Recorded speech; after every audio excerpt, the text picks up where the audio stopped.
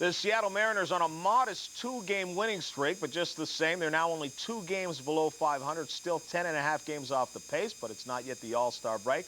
The Seattle Mariners hosting the Kansas City Royals, the disappointment of this year. Let's go there now and join Steve Physioc and Dave Campbell. Gentlemen. They call them the new Seattle Mariners, and this is their home, the Kingdome in Seattle, where tonight we have game 1 of a 3-game series between the Kansas City Royals and the Seattle Mariners. Hi, everybody. I'm Steve Physioc along with Dave Campbell, and they call them the new Seattle Mariners because of a new injection of enthusiasm that has been put in them by their owner, Jeff Smulyan. But the thing that they have to do is keep on winning, because if they were to win every game the next 2 years, Dave, they still would be under 500. They need to win to get the fans here. Oh, stop being so negative, Steve. But the Mariners, you're right. The Mariners do have to start winning. The last month, they've just been kind of status quo. They've never had a winning streak longer than 2 games, nor a losing streak longer than 2. They have a chance to do that tonight. They've won 2 in a row. School is out in the Northwest. They're going to have a big crowd here tonight. Jeff Smulyan and the marketing people have done a tremendous job of promoting this team, and they got Ken Griffey Jr., but they got to start winning some games and get into that upper echelon in the Western Division. But the real surprise in the American League West this year has been Kansas City. Beginning of the year, I remember reading a scouting report that said the only thing Kansas City needs is a reserve infielder. They got Steve Jeltz, and here they are in last place in the West. What's happened? Well, it's not Steve Jeltz's fault, trust me. The pitching hasn't been up to par. The bullpen really hasn't done the job. Mark Davis has struggled, but the offense hasn't picked up the slack while the pitching has been bad. Gerald Perry leads the team in RBIs with 30. You look at guys like Cecil Fielder with 63, and Jose Canseco, he's been out 2 weeks and he still has 60. They really haven't picked up the slack offensively. And if you like to see good curveball pitchers, we've got outstanding ones tonight. It will be Tom Gordon for Kansas City against Brian Holman for Seattle. And we'll come back with it. And here's a look at the Sears Die-Hard starting lineups for tonight's ball game. First of all, the Kansas City Royals. They'll lead things off with their fine third baseman who has been hot, Kevin Seitzer. Hitting second is Kurt Stillwell, the shortstop. Then it's Danny Tartagle, Bo Jackson, Jim Eisenreich, and Gerald Perry. Willie Wilson will be in left field tonight hitting 7th, and it's catcher Mike McFarlane and Frank White, the second baseman, hitting 9th. Checking out the defense for the Seattle Mariners tonight, Henry Cotto will play right field. He's been on a tear lately. Ken Griffey, number 3 in the All-Star balloting in the American League, is in center. Tracy Jones, just acquired a week ago, is in left. The first baseman, Pete O'Brien, Harold Reynolds at second. Jeff Schaefer is the shortstop, and Edgar Martinez at third. Dave Valley is the catcher, and Brian Holman, who came within 1 out of a perfect game on April 20th against the Oakland A's, is on the mound. Holman, 8-5, 4.27 so far this year. Brian out of Atlanta, Kansas, 25 years old in his 3rd year. Of course, the big thing, he was picked up along with Randy Johnson and Gene Harris in the big deal with Montreal a year ago that saw Mark Langston go to the Expos. Holman and Johnson have been the backbone of the Mariners staff in 1990. They have combined for 15 wins, and he is their top winner with 8 wins this year. Record 8-5. You saw that already. And he'll lead things off with Kevin Seitzer, who I said has been on a tear. He went 5 for 6 in Tom Gordon's last start, a 14-4 win over Minnesota last Thursday. Seitzer, very, very hot hitter of late. And here's the first offering from Brian Holman. He starts him out with that sinking fastball that stays low. It's ball 1. Has a very good sinker, good slider, a nice changeup, but maybe his out pitch is that curveball. That's what he had that night in Oakland when he came 1 out within a perfect game. Both these teams had an off day yesterday. They probably would have preferred not to. The Royals on Sunday got 23 hits at Minnesota, and the Mariners down at Texas got 18. When you get on that kind of a roll, you don't want to have an off day. Here's the 2-0 pitch. In there, 2 balls and 1 strike. Chuck Merriweather calling the balls and strikes. Dale Scott, Vic Fotaglio, and Mike Riley on the base paths tonight. And we have a good crowd on hand here at the Kingdome tonight. School is out, and everybody is excited because they finally get to go to a midweek game. Kevin Seitzer flies out for out number 1 to Ken Griffey Jr. Well, a couple of the storied players in baseball in center field tonight. Ken Griffey Jr. for the Mariners, number 1 in the American League in hits. And, of course, Bo Jackson in center for the Royals, voted last night by the fans as the top baseball player in the award ceremony on another network. Surprised me a little bit. How'd you feel? Well, I think there are some that will say he is not the best player in Kansas City's starting lineup. He has plenty of potential, but there are some that will argue, and we'll be talking about this when Bo steps to the plate, of just simply the fact that he'll never be able to reach the great potential that he has until he chooses one sport. Well, here is Kurt Stillwell. He fouls one back and out of play, and there's a two-sport guy right there. Not only a fine baseball player, but an outstanding fisherman. Went out to Puget Sound the other day, caught himself a 15-pound salmon. Yeah, the off day did prove something for the Royals yesterday. They got a chance to go out salmon fishing. And Kurt kept it. They're going to bring it to the ballpark tomorrow night, have it cleaned, and they will have it for a pre-game meal. Well, what are they doing with it today? I mean, if they're going to... It's on ice. Oh, okay. 1 ball, 2 strikes. You were kidding him. 348 lifetime in domes. What did you say when you asked him about why he hit so well indoors? I see the ball better. I thought he said it's an that's imported right. California air or something like that. I don't know where he came up with that one. All the dome stadiums are outside the state of California. Breaking ball. Misses. Did he go around? No, says first base umpire Dale Scott. 2 balls and 2 strikes to Kurt Stillwell. Started his fine career with the Cincinnati Reds a few years back, then came over to Kansas City in that well-publicized trade for Danny Jackson, who went 23 wins the next year. Now it's 3 balls and 2 strikes for Jackson with arm trouble since that time, and all of a sudden it's looking like maybe the Royals made out the better of that deal. But they really like him as their shortstop. Holman, here's the 3-2 pitch. Fastball hit hard. Deep to right field, back to the wall and off the wall. And Stillwell will have to hustle for a double. He's in there. Well, 3 balls, 2 strikes. Stillwell was sitting dead red, got the fastball and ripped it up what they call Walla Walla here in Washington, the 21-foot high wall out in right field. But he gets full extension. He got the bat hit out on the fastball and really ripped it. And that fence out there, the scoreboard, there's a screen covering it, and you see those white lines? That's a bar, so you really have to watch where you play. If it hits that bar, my goodness, you might have 3 or even 4 bases. Stillwell, who is 4th in the American League in triples, but Cotto played it well and held him to a double. In fact, he had to hustle to get in for the double.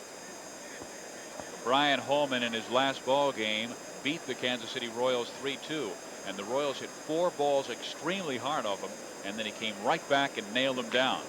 This one to Danny Tartabull is fouled back, and that is the making of a champion. Dave Valley, who's the catcher for Brian Holman, talking about Holman's leadership qualities, and he's saying he's the kind of guy. Remember the perfect game? He said when Ken Phelps hit that home run, a lot of guys would hang their heads and say, hey, I lost my perfect game. He said, I walked out to the mound and he said, give me the ball. We're getting this thing over. And he struck out Ricky Henderson. Pickoff play on a second base. It hit Stillwell. Maybe it's lucky it did, or it may have gone into center field. I don't think Kurt's talking about good luck right now. I think it hit him underneath the shoulder when he had his arm up. At least it didn't hit him in the head area. But they had some daylight there, but Holman throws it right into the runner, and this nails Stillwell. From that angle, you can't tell. It looks like it hits him in the head, but it really hits him in the hand. It's the glove. The glove from Jeff Schaefer, the shortstop, that nailed Stillwell in the face.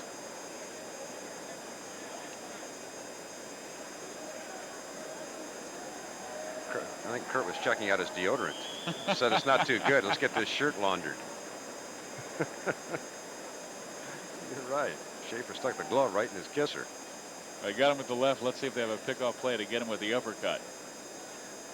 No balls, 1 strike. Brian Holman with 1 out with Kurt Stillwell on second base. And Danny Tartabull has the count 0-1. Bo Jackson will follow. Tartabull's been hot. He's hitting 15 of 17, 359 clip. He is strong. They missed him a lot early in the season. Breaking ball hit on the ground. Martinez handles it nicely, has to hurry, and gets Danny Tartabull at first base. Having to hold at second is Kurt Stillwell. Batting fourth, center fielder, number 16, Bo Jackson. Well, Tartabull spanks it, and Martinez comes up with a gem. Good play on the backside, and a good strong throw to Pete O'Brien. You know, it's that kind of defense, and obviously his offense, that has allowed them to trade Darnell Coles to the Detroit Tigers to pick up Tracy Jones, who's starting in left field tonight. Well, here's Bo Jackson, 9 home runs this year, 32 last season. Very popular player throughout America. Well, I came to the conclusion after watching Bo in batting practice as he hit one in the second deck here in left center field that if all pitchers threw 70 miles an hour, Bo Jackson would have hit 150 home runs a year. But unfortunately for Bo, a lot of them throw at 85 to 90, and he struck out 83 times this year. That's about 1 out of every 2.8 at bats. And that's been pretty much his range over the years he's played in the major leagues. And you just can't strike out that much. With as much power as he has, you can K once out of every 4 times, but not once out of every 2.8. Breaking ball low. And they'll serve him the high heat and the breaking balls low because they want to get him leaning and then bust him up and in. Well, he's a good low ball hitter. He showed that in the All-Star game last year when he hit one off his shoe tops about 440 feet off Rick Rushell. He has trouble with the balls above his waist that have good velocity on them. Stillwell at second, no score, first inning. Fastball hit a mile to right field, and you can forget about this one. Opposite field, 2-0 Kansas City. Can't throw the gas belt high to Bo when you're behind in the count, and Holman did and paid for it. And I mean to tell you, Henry Cotto, who's playing right field, did not even turn around. Didn't even watch it go about 12 rows up in right field. Right fielder, number 22. Number 10 for Bo, RBIs 30 and 31. He takes over the club leadership. And watch the height of the pitch. Just below the belt, and Bo knows he's got it. And you know, that is not a criticism, but just understanding when we said earlier in this telecast that he will never reach his true potential until he chooses one sport. He has awesome potential, awesome power. Too many times we've seen pitchers work him over. And this time, Holman got it a bit too up, and so long for number 10. Eisenreich hits it hard, right to Henry Cotto. So after the 2-run home run by Bo Jackson, Holman gets Eisenreich, and we head to the bottom of the first, 2-0 Kansas City.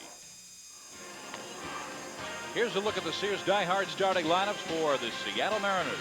To lead things off with their fine second baseman in Harold Reynolds. Batting second is Henry Cotto in right field. Hitting third, Ken Griffey Jr. Then it's Jeffrey Leonard as the designated hitter. Pete O'Brien, Edgar Martinez, Tracy Jones, Dave Valle, and Jeff Schaefer.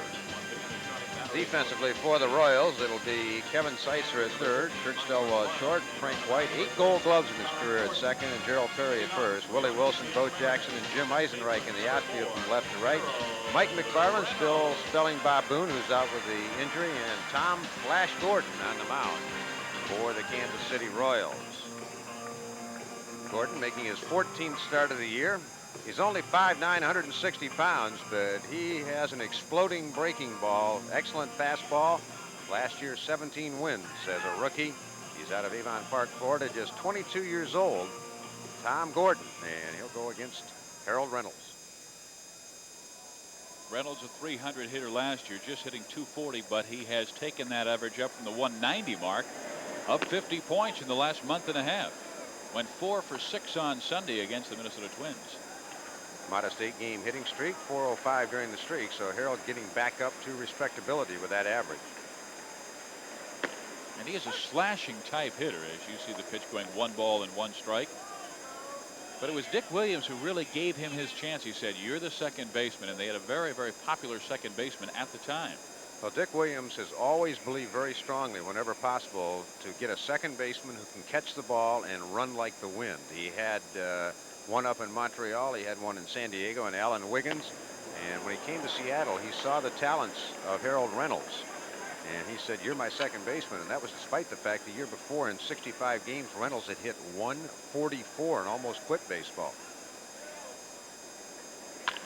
Fastball hitting the ground. Kurt Stillwell. 1 out. Gerald Perry had to come off the bag, but was able to keep that foot on the bag. Now, Stillwell's got a gun, and he almost airmailed Gerald Perry on that one. Gerald had to go up the elevator on the tiptoes. Stillwell, though, has great arm. Yeah, Baseball America last year said Kurt Stillwell and Kelly Gruber had the best arms of any infielders in the game. I don't know. You might have to check Sean Dunston in Chicago. Okay, the American League. Okay. Slight qualification. Just a little reminder from Dave Campbell. Oh, yeah, the shotgun. Here's Tom Gordon to work with Henry Cotto, and he hits it right back at Flash Gordon. 2 outs.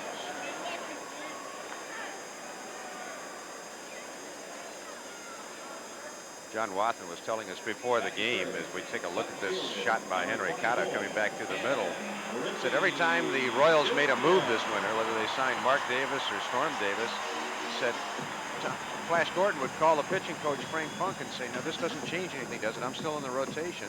And Frank said, "Tom, you won 17 games last year. You were 7th in the American League in strikeouts. Of course you're in the rotation." He said, okay, I just wanted to know.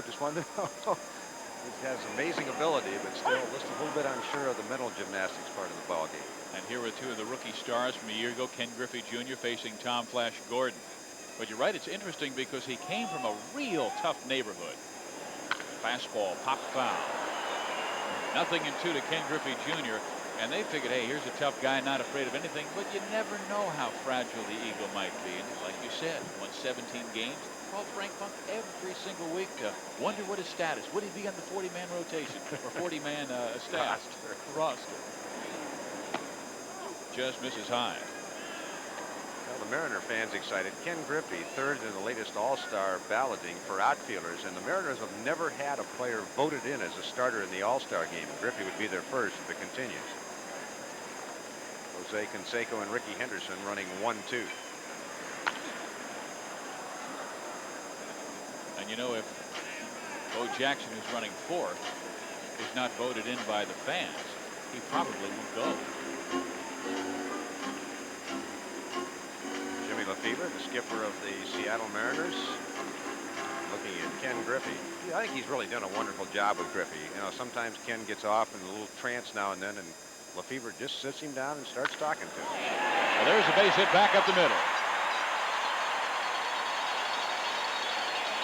Well, our featured players tonight haven't done anything to disappoint. Bo Jackson with a tremendous home run to right field in the 1st inning, and Ken Griffey with a single to center. Not quite as far as Bo's, but he did his job. He leads the American League in hits now with 92. And here comes Jeffrey Leonard. Jeffrey back in the number 4 position after dropping to number 5, and they reversed, letting Griffey hit 4th on Sunday because Jeffrey has just been in the throes of a horrible slump. He has just 2 hits in his last 25 at bats.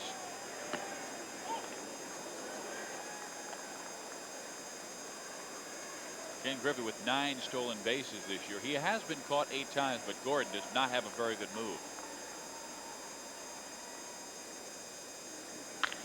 Hits it hard, but right at Stillwell, who had him played perfectly, and they get the force at second base.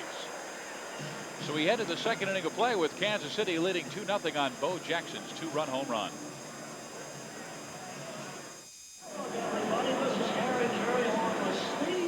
Seattle comes into tonight's ball game with a record of 35-37. They're 10.5 games back of Oakland. Kansas City is dead last at 29-39, 14.5 out, but they have a 2-0 lead on the man you see right in the middle. Bo Jackson smashed one some 400+ feet to right center field. And the Royals have a 2-0 lead. Gerald Perry will lead things off to be followed by Willie Wilson and then Mike McFarland, the catcher. And Perry pops it foul, strike 1. Well, it wasn't all that unusual. Bo went to right field. Last year, he hit 32 home runs, and 16 of them went to a right field. So Jackson, power to all fields, has a lot of power to right. He inside outs the ball quite a bit. First guy to ever hit one in the 3rd deck at the Metrodome as a right-handed batter. Ken Herbeck's gone up there quite a few times from the left side, but Bo did it from the right side. 1 ball, 2 strikes. Great right-handed hitters with that spray power. Dale Murphy, how he used to go deep to right field in Fulton County Stadium. Well, Canseco obviously can go the other way. He's got the kind of power. He hits most of his home runs to left center field, but he can go out in right center. And their first baseman, Mark McGuire. Yeah.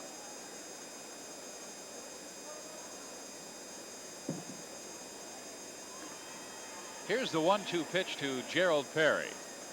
Breaking ball hit in the ground. Harold Reynolds, the 1989 Gold Glove winner, tosses him out. Well, I was talking to Warren Spahn as I worked an old timers game that's going to be shown on ESPN this Saturday at noon Eastern time. And Warren, one time I read a quote and I said, "Was this right that you said that hitting is timing and pitching is disrupting the timing?" He said, "Yeah, absolutely right." And that's exactly what Brian Holman did right there to Gerald Perry.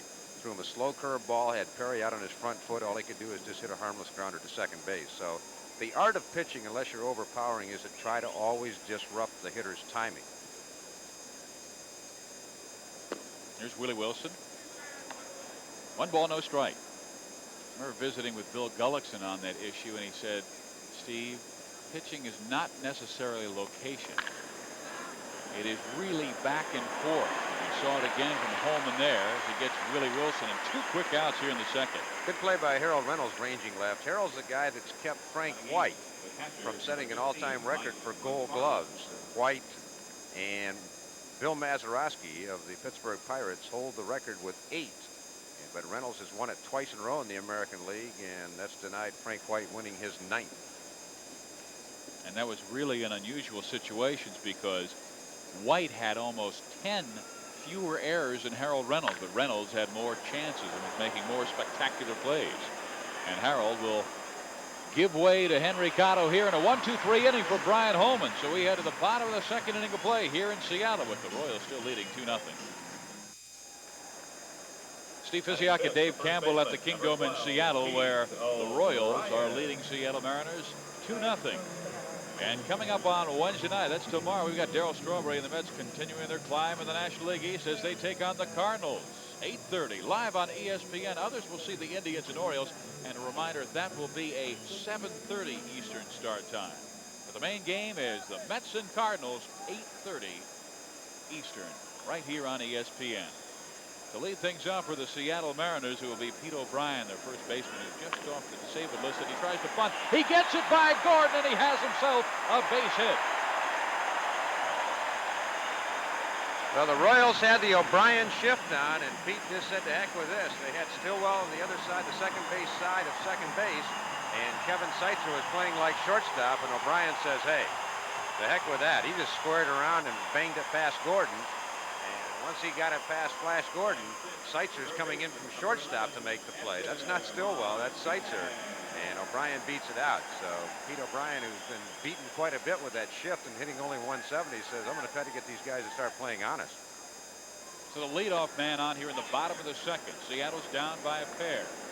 And here's Edgar Martinez. He has been in the throes of a slump, but he has only seen his average drop to 310, although it was at 345 earlier this year. He's the guy who forced Jim Lefebvre to say, "Hey, maybe we don't need Darnell Coles as starting third baseman at the beginning of this year," and failed miserably defensively over third base. And then Martinez took over, and he was red hot for a couple of months, and everybody said, maybe this is the guy. He is not a one-year wonder. He has had fantastic years in the minor leagues. 3 seasons over 340. Gordon throws high, 3 balls, no strikes. Well, Tom Gordon, if he's had a chink in the armor this year, it's been control. He has walked 40 batters in a total of 74 innings. And when he walks 2 or less in a game, his ERA is about 1.5. If he walks 3 or more in a game, his ERA is over 5. So base on balls is a key on Tom Gordon. 3-1. Speaking of that shift, Lou Boudreau probably would be proud. He's the guy that came up with the idea of putting the shift on Ted Williams, many years ago. And it used to really frustrate Ted because it really got him out of the groove that he was in sometimes, trying to guide the ball the other way. And finally, Williams just said, "To heck with it," hit his normal way. But he lost some hits because Boudreau, the shortstop, would play on the second base side of second. And he was one of those guys who was so disciplined that he would stay out away any pitch out of the strike zone. If one needed to be pulled, he would pull it. Hey, if it was outside, he'd pull it. That's right. And if he took it, the umpire said, "Well, if Ted took it, it must be a ball." Pete O'Brien at first base, tying run at the plate, and Edgar Martinez. Here's the 3-2, and it is outside and high, ball 4. They were sending O'Brien on that occasion. He's at second base. Martinez goes to first, and a good start for Seattle here. And here comes the newcomer, Tracy Jones. Well, Kevin Seitzer going to have a little chat with Tom Gordon. couple of things here. He could be just trying to settle him down, or he could be discussing, and that's exactly what it was. Seitzer walks away, and he's giving the signs how the Royals will defense the bunt if Tracy squares around a sacrifice. So it was either a little vote of confidence or what Tom's assignment would be in that play, and it was how they would defense the bunt.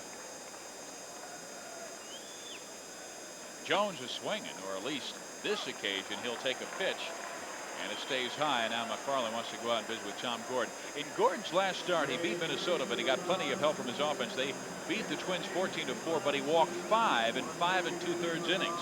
And Paul Splittorff, who is the broadcaster, former pitcher for Kansas City, saying, as you indicated earlier, totally different guy. He said, you'll notice about 70% of the runs that he gives up, walks are sandwiched around them. Pitch to Jones, takes high, 2 balls, no strikes. Well, at this point, you start looking down to the Kansas City dugout, and here he comes. Frank Funk, the pitching coach, right on cue, comes dashing out. And usually when a pitcher really gets out of a groove like Gordon is right now and not even coming close to the plate, I mean, McFarland looks like a signalman on an aircraft carrier going up after that one. Funk's going to go out, and they're going to talk a little bit about, you know, Gordon's just rearing back and throwing as hard as he can. And Funk's just saying, hey, pick up the catcher's target now. Let's work for a ground ball here. Gordon's trying to strike out the world.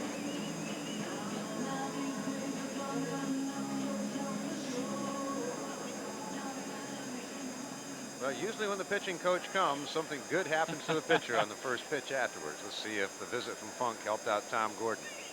He needs strike 1. Right now the count 2-0 to Tracy Jones. And he swings at a bad ball, ground ball to the third baseman. Seitzer gets Jones at first base, but the runners advance to second and third, so really the sacrifice, he did his job moving the runners over, but that was ball 3, Dave. Yeah, that's a case right there where Jim Lefebvre will catalog that one, and he may even have a chat when Tracy gets back to the dugout. I mean, Gordon hasn't even come close to the plate. If you're going to hit 2-0 in that situation, you've got to zone. You've got to look for a pitch in one particular area, and if it's there, then you go ahead and mash. But otherwise, take the pitch. And that ball was head high.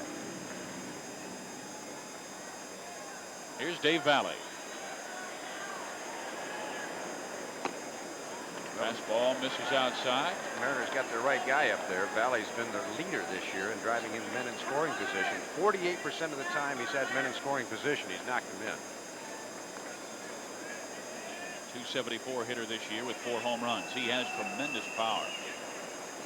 Missed 31 games though this year with cracked rib.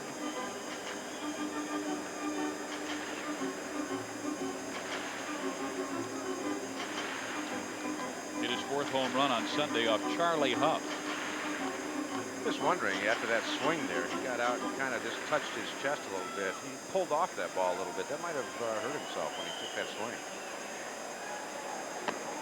Way out in front of that. And it's 1 and 2 for Tom Gordon. Well, that's the Gordon curveball, and that is the old yellow hammer right there, sports fans, going straight down. Meow.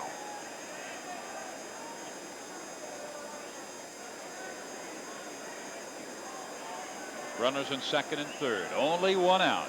Here's the 1-2 pitch to Dave Valley. Struck him out. Gordon needed a strikeout there. His infield was playing back and conceding the run. He has 81 strikeouts coming into the game in 74 innings, better than 1 an inning. But he finally picks a good time to get his act back together. And Valley goes chasing one out of the strike zone. It's so often on strike 3, the pitch, even though it begins and looks like a strike, it ends up out of the strike zone. The optical illusion. Here's Jeff Schaefer. And he hits a fastball deep to center field. Long run. Bo Jackson. Will he get there? Yes. And Tom Gordon gets out of a jam because of the speed of that man. Bo Jackson with a 2-run home run and a fine running catch by the shortstop, Jeff Schaefer.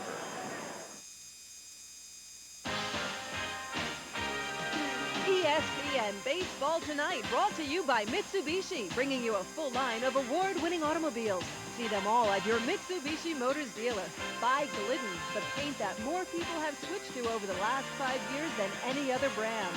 Buy Interstate Batteries and their 165,000 dealers serving you all across America. And buy Ramada. Ramada for the people who get it done. The Mariners are 15-20 at the Kingdome this year, the worst home record in the West. And right now they are down 2-0 to the Kansas City Royals. And there's manager John Wathan, who has been on the hot seat in this last couple of months because so much was expected of his Kansas City club to start the year, and nothing has gone right. As a matter of fact, Wathan saying earlier this year, one of these days I hope to wake up and find all this was just a bad dream. Nope. Can't be saying it was only a movie. Well, I was talking to John Sherholtz. You and I were both visiting with him before the game. I said, John, just hang with him. I said, you know, the Giants showed that winning 15 out of 16 with a good ball club is not impossible. Frank White nails one right to Edgar Martinez. One quick out. Mariners third baseman has come up with two dandies to start this game. Well, Edgar had 4 errors in the game earlier this year, and we've told the story a couple of times in the year if you've had our Seattle games, but Jim Lefevre, the manager, the next day took Edgar aside and said, Edgar, I don't want you to feel too bad just because you tied a major league record. And Edgar says, well, yeah, but how do you know? And Lefevre hauled out the list of third basemen that had made 4 errors in a game, and on the list was Jim Lefevre. That made Edgar feel a lot better. You bet. Walter Olson put him right back in the lineup, and so did Lefevre. Well, that's exactly what Lefevre did, and Martinez has played a very, very solid third base with the exception of that one game. Seitzer, we told you how hot he has been recently, and he takes a curveball from Brian Holman for strike one. 1 ball, 1 strike. Well, Holman showing that he's got a curveball that can match Tom Gordon's. That was a nice breaking pitch from Brian. His problem in the first inning, he couldn't get the hook over, and he threw fastballs and got mangled. The double to Stillwell was a fastball. The home run to Bo Jackson was a fastball, and the line out by Eisenreich was a fastball. But now Brian's getting the breaking pitch over. The Royals can't sit on the heater. Holman beat Kansas City at Royal Stadium just last week, 3-2 the final score. Is a 2-2 ball game. And then Ken Griffey Jr. hit that inside the park home run to help him win 3-2. 2 outs. Now let's go to John Saunders to find out what's going on around the rest of the baseball world. Giants and the Reds in the 12th inning. Third base coach Sammy Palazzo is calling for the bunt with 2 runners on. He gets it. Jeff Reed lays it down. It would move them across, but Williams goes over to Will Clark. The ball gets away from Clark. Then it comes home. Everyone is saved. 3-2 is the final in 12. Let's get back to Stephen Day. And Cincinnati now has their biggest lead over San Francisco all season long. Well, they were our biggest lead in the West, I should say. San Diego, they win tonight? They're winning 6-0 into 6, so it looks like the Reds will have a 10-game lead over the Padres, 11 over the Giants, and it'll be 11.5 over the Dodgers, who lost tonight to Atlanta. So Cincinnati has really spread eagled the field, but it's still the first half of the season. A lot of baseball to play. 2-0 pitch is fouled off by Kurt Stillwell. He doubled his first time up, came around to score on Bo Jackson's 10th home run of the season. I'm trying to think if it was 74 or 75 when the Dodgers led by about 10 at the All-Star break, and Pete Rose went to the All-Star game and looked at several of the Dodgers and said, we will get you the second half, and they did. So 10 games is not impossible to make up in a half season. That's just what John Sherholtz was telling us before the ball game. Hey, we just have to hope we can catch up maybe the 11, 12 games by the All-Star break and get hot, because they certainly have the capability. Fouled off 3-2. Yeah, the toughest thing for the Royals is they got to bypass 5 other teams to get after the top team, Oakland, right now, that leads Chicago by a game. But when I was talking about that one year, I think it was 75, and that was the year the Reds came back from 10 games down to nail the Dodgers. But the Reds were in second place, so they really only had to go after one team. Breaking ball stays high, and Kurt Still was on for the second time of the game. A 2-out walk to the Royals shortstop. Now, that time Holman did not groove the heater. He threw Stillwell a breaking ball, just didn't get it over, so Kurt draws the 2-out walk. There's a guy that kind of gets lost in the shuffle in Kansas City. You hear about Bo Jackson. If they're not talking about Bo, it's George Brett or Brett Saberhagen or Martin Gubicza. But this guy is a tremendous offensive player, Danny Tartaman. Fastball's popped up. Should be an easy play for Pete O'Brien, and it is, and that will do it for Kansas City in their half of the third. No runs, no hits, a man left, and it's still 2-0 KC. The Kansas City Royals with a 2-0 lead on the Seattle Mariners as we head to the bottom of the third inning of play, and we have some scores to bring your way from the rest of the Major League Baseball circuit tonight. Yankees 8-2 winners over the Milwaukee Brewers, and Boston a 3-0 winner, so they now have a game-and-a-half lead on the Toronto Blue Jays. Indians by a pair over Baltimore. Minnesota 5-4 over Texas. And Oakland, they keep it going after being swept by Chicago over the weekend. Those White Sox up on the Angels. White Sox have won 5 in a row, so that negated that little 5-game losing streak they had. And the one test on the White Sox would be what they did after they had a little tailspin. Eisenreich with a nice running catch to rob Harold Reynolds. Voted the MVP by the Kansas City Writers last year. Jim Eisenreich. Good play. There's Jeff Smulyan, owner of the New Seattle Mariners. And he has done a terrific job. And you talk about marketing geniuses. Well, he is one of those. And when you take a look at how many people are here tonight, that's one reason why. They have made it so much more fun to be here at the Kingdome, and I must say, than the previous owner did. Well, can you imagine when they do finally start winning on a regular basis what they're going to do? Stillwell. They've got some nice defense tonight. 2 outs.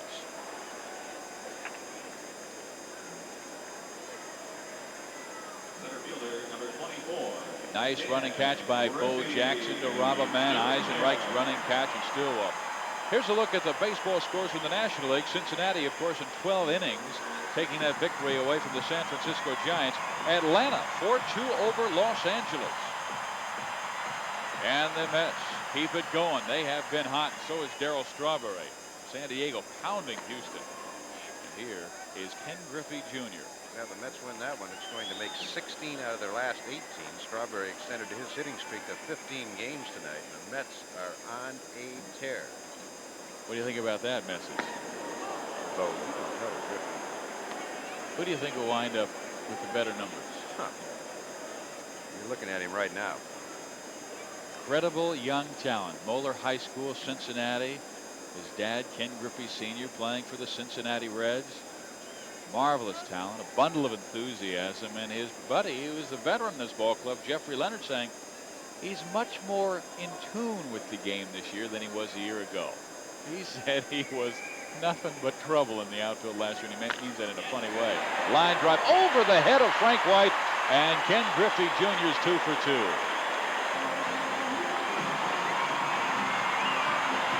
Now, in case you're wondering what the extra applause is for, that's the fan meter that they put up on the scoreboard so the fans can measure their applause. Griffey fooled on the pitch, but with that nice fluid swing, still gets it up and over Frank White, who jumps very high.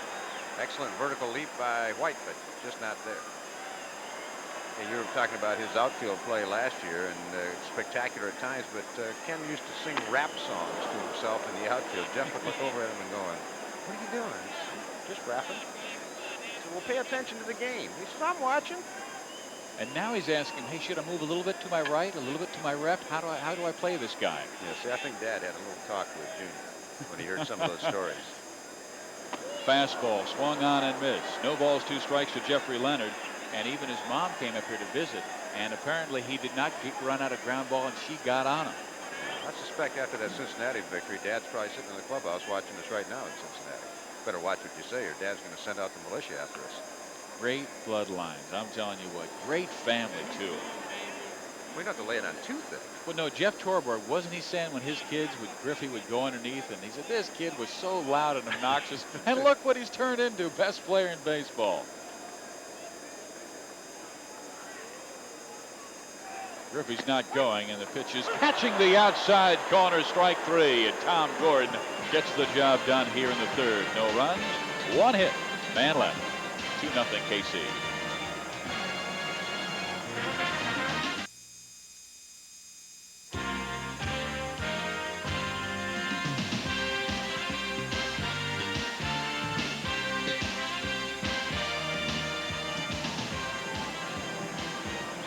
Seattle Kingdome took 4 years to build. They started construction back in 1972, finished in 76, and the Mariners first played here in 1977. Tonight, 1990, they're playing the Kansas City Royals, and Brian Holman is down to 2-0. He threw one fat pitch to the man at the plate right now, Bo Jackson, and he slammed it over 400 feet to deep right field for his 10th home run of the year. Surprised Bo didn't just knock himself out. He's waving that bat around, hit himself in the back of the head. As strong as he is, I thought maybe he hit the deck. Some kind of talent right there. Breaking ball, strike 2. And look at the body, and he still insists, I have never lifted a weight in my life. Right. He lifted something to get those biceps. It must have been Dad and Mom and all the furniture back and forth. Maybe Mom moved the furniture every day and said, Bo, furniture. I think Bo knows weights or push-ups or sit-ups or something to sculpt that kind of figure. He hammers it deep to center field. Ken Griffey will be there, though. And there's one gone in the fourth. Junior styling a little bit tonight. Hey, they're back in hometown. Yeah, going back. He must know he's back home tonight. That must have been his high mom. I think Jim Lefebvre will probably just let him go right along at his own pace, but somewhere along the line when he does that one-handed snatch, he's going to drop one, then Lefebvre's going to be in his face real quick. 2 hands, Mr. Griffey. Ted catches him with 2 hands. He does. Here's Jim Eisenreich. Hit it hard, but lined out to end the first. Fouls it off left field side here. And it's 1 ball, 1 strike. Eisenreich had 5 hits in the game on Sunday as the Royals pounded out 23 against Minnesota. It's hard to mention when he made that fine catch. He was voted the most valuable Royal last year by the writers. An award that George Brett had a death lock on most of his career.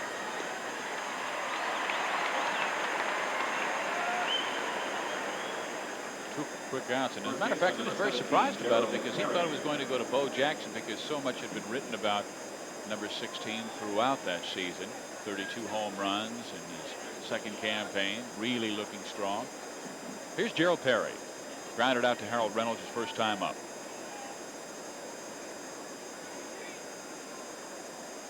Those numbers a little misleading you just saw simply because Perry missed much of last year with shoulder problems.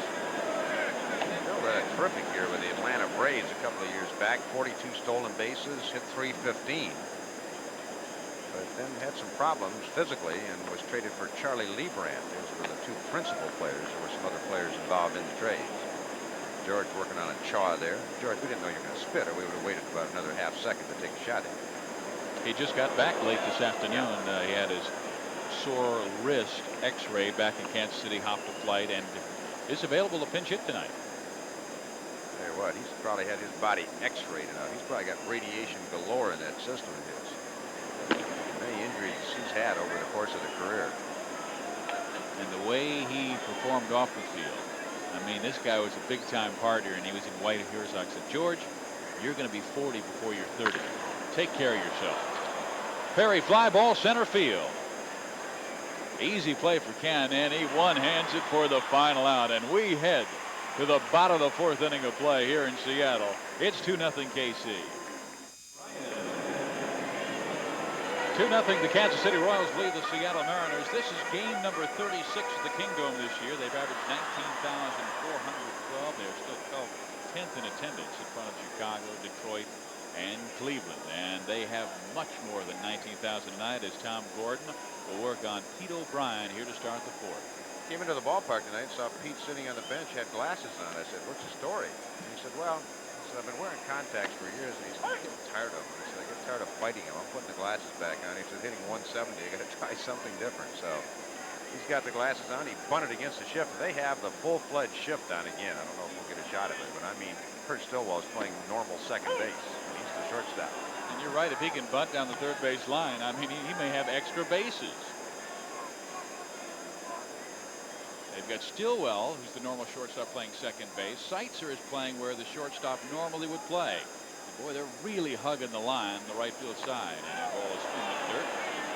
And it hit O'Brien in the foot. And he will walk gingerly to first base, so the leadoff man is on, and the tying run will come to the plate for the Seattle Mariners here in the 4th.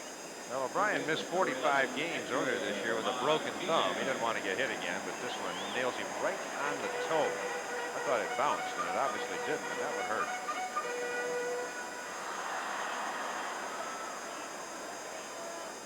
Gordon had that wild second inning.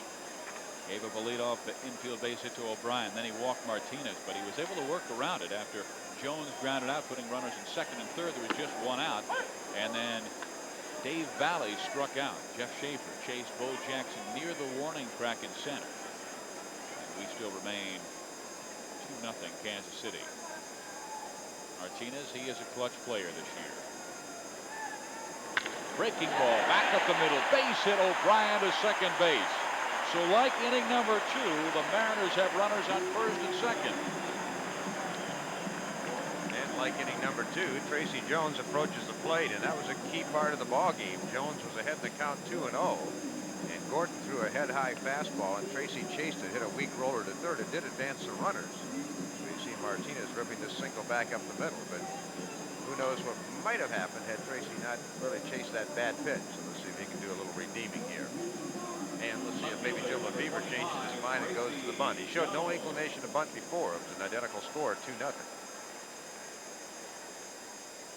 Tracy Jones just acquired about 10 days ago from the Detroit Tigers for Darnell Coles, and he goes up to the first pitch here and skies one to center. Bo Jackson will make the catch. O'Brien bluffs the move, and boy, they had the man picked off at first base, and it looked like O'Brien was not even going to risk it on that guy's arm, but the first man on first base, Edgar Martinez, wasn't so sure.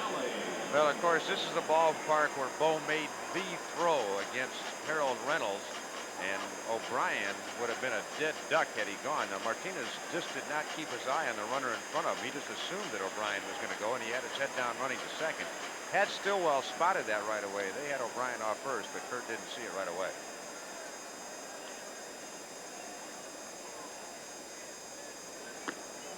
Again, that's just another way that Bo Jackson can beat you.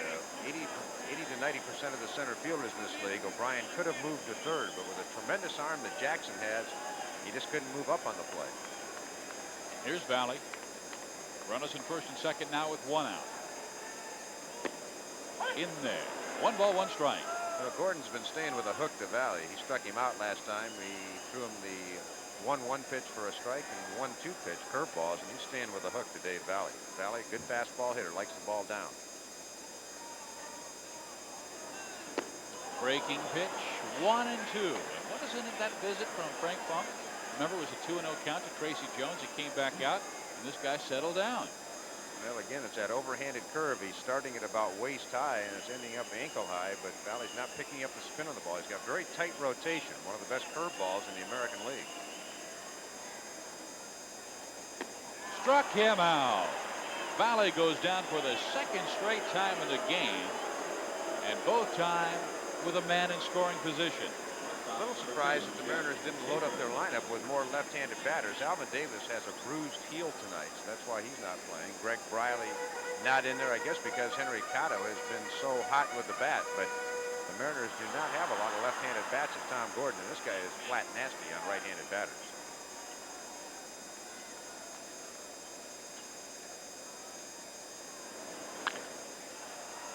Pop foul. That was a case there where I think Schaefer was looking for, got it, and was trying to hit it to the opposite field. So even when you guess right and have the right thought pattern, it doesn't always work your way. He fouled it off the right field. Now, Dave, last year Tom Gordon was basically a 2-pitch pitcher. Fastball, curveball. He's working a little bit of a cut fastball in. How much more will just a third pitch, even if you just show it, how much of a difference could that make them respect his other two? Well, I think really with his fastball and curveball, he's got enough if he can learn to spot the fastball with a, a little better frequency, a little better curveball, and Schaefer's behind 0-2.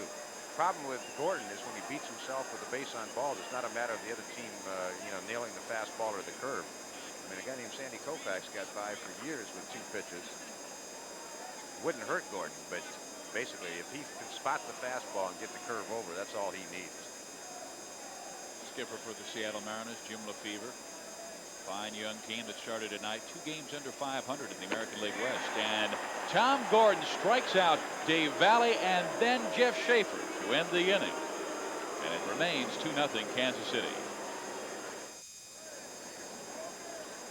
Willie Wilson will lead things off for the Kansas City Royals, who have a 2-0 lead on the Seattle Mariners as we head to the top of the 5th inning of play.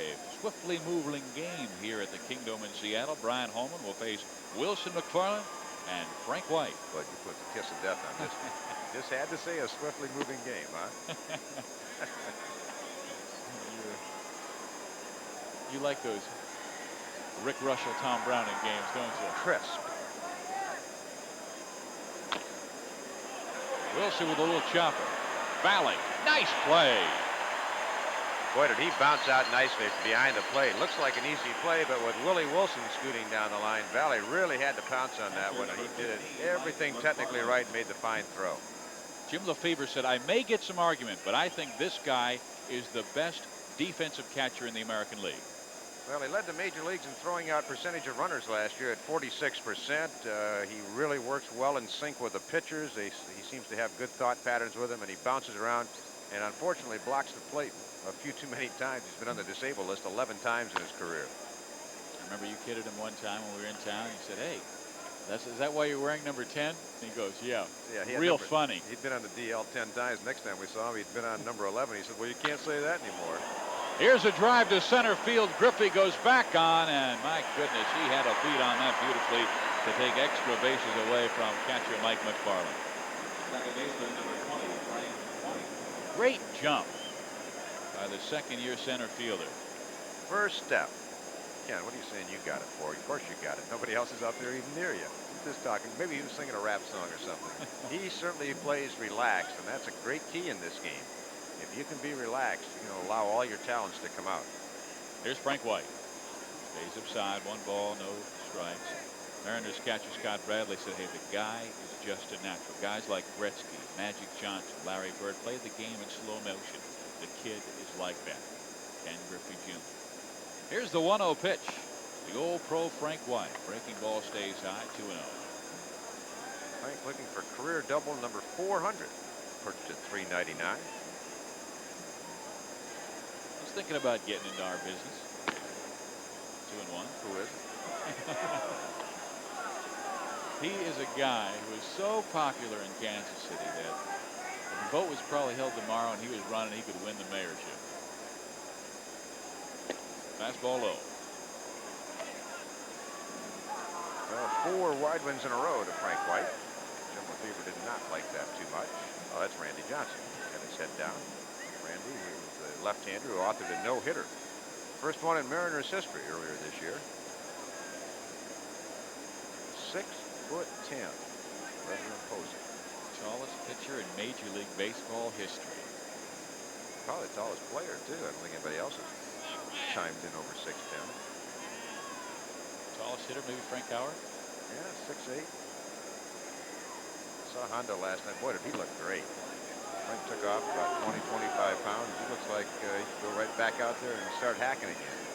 You were doing an interview with Boog Powell and Frank Howard. How'd they get all 3 of you in the picture? You're a slim guy. That's what Boog asked. He says it's an amazing thing, that television camera. He says that it can get the 2 of us in the picture at the same time.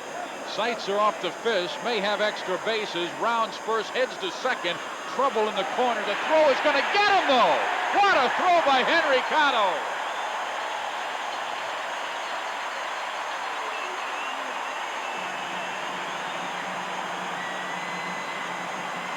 And we stay at 2-0 Kansas City.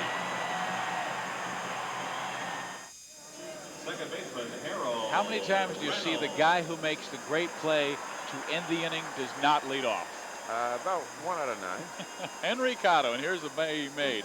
He will hit second in the inning. I'll tell you, I was about ready to criticize Seitzer for making a mistake, but look where Cotto is. Seitzer can't see him rounding first base. And Kevin goes, oh my goodness, I'm going to make the 3rd out at second base and kill this rally. But in defense of Seitzer, he could not see because Cotto went in behind that cutout down there. And Jeff Schaefer puts the tag on. So Kevin Seitzer, who I was going to jump on, Kevin, you're forgiven because you couldn't see where the ball was. Do not want to be the 1st or 3rd out. And he was right there. Instead of having runners at 2nd and 3rd, he was gunned down by Henry. Here's Harold Reynolds to lead things off. He's 0 for 2 in the game. Ground out, flat out. And he takes a fastball at the knees. 1-1. That was a good pitch by Gordon. Harold didn't like the call, but that was an excellent pitch. Gordon starting to get the ball down now. That 1 inning, he was elevating, I mean, head high with everything. 5'9", 170. But he is a power pitcher. Not very many small guys are power pitchers. Remember the old days where you didn't see too many pitchers over 6 feet 2 inches tall? Well, there weren't too many ball players. If you look some of those old timers playing those games, not very many of them big. We talked about Boog Powell and Frank Howard, but ball players getting taller and taller all the time, just like society, I guess. But now it seems like you don't look for a pitcher who's under 6 feet tall. And there are some darn good ones out there. Harold Reynolds takes high, ball 4. He has plenty of speed, 15 stolen bases this year. Well, twice in the ball game, Gordon's allowed the first 2 runners to get on base, but then he's been able to dispose of Tracy Jones, Dave Valley, and Jeff Schaefer. But if he allows the first 2 to get on this inning, then he's got to go through Griffey, Leonard, and O'Brien. That may be a little different proposition. That's his second walk in the game. He's averaging close to 4 per contest. Here's Henry Cotto, man who made that fine throw to end the 5th inning for Kansas City. And Gordon does not have a great move.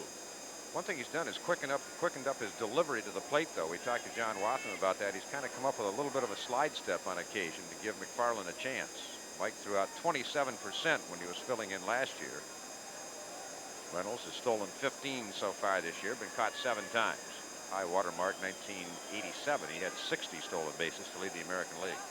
He's not going, and the pitch is ball 1. And that was the year he snapped that long string of consecutive stolen base titles by Ricky Henderson with 7 in a row. Yeah, Ricky won the next 2 years, so Ricky could have had 10 in a row, except he had an off year. I think he had some injuries that year when he was with the Yankees.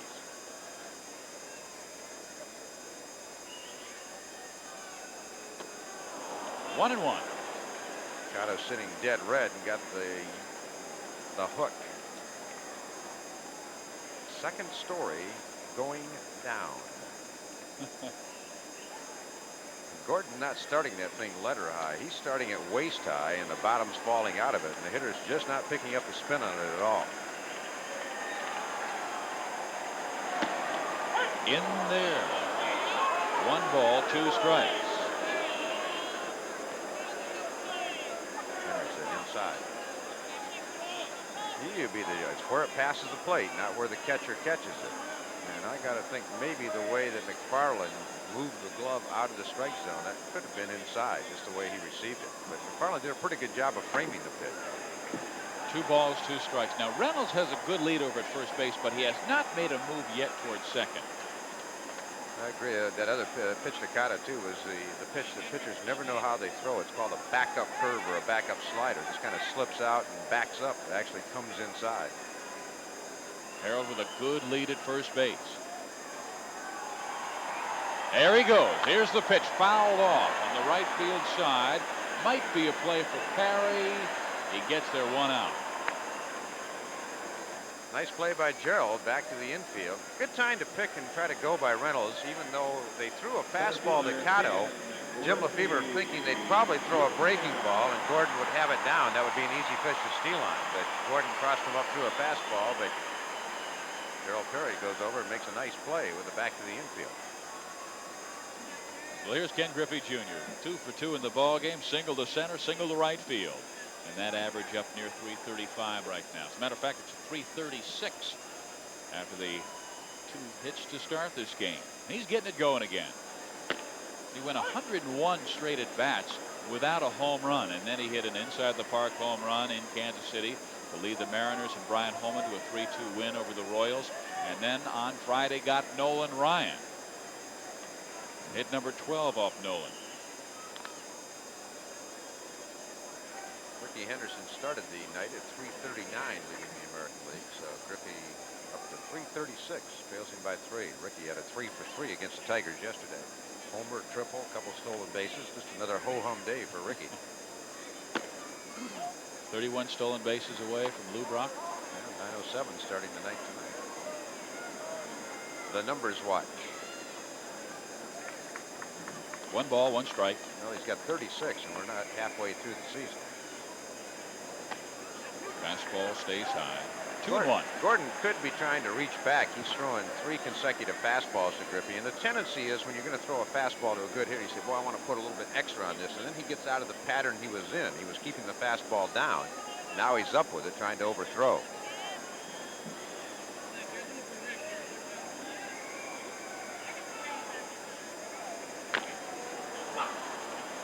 Two balls and 2 strikes. I don't know what that pitch was. If that was a slider or a cut fastball, but it had break to it, but it didn't have the big curveball break.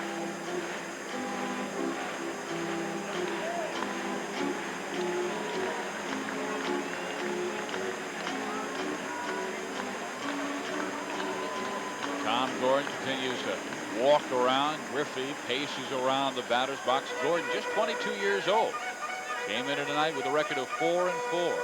2-2 against the Seattle Mariners. Last year he had an outstanding record of 2-1 with a 1.88 earned run average. And his career high, he's done it 3 times with strikeouts 10. His last one was against these Mariners August 18th right here at the Kingdome. He has Griffey set up 2-2 with Reynolds at first base. Royals go to a flap system calling the pitches. Some guys just put down the fingers, 1, 2, 3. McFarland using flaps right now. There goes Reynolds. A pitch swung on and missed. Throw to second base in time to get Ken Griffey and also to get Harold Reynolds. So it's a double play strikeout of Griffey, throw out of Harold Reynolds, and we head to the 6th. 2-0 KC.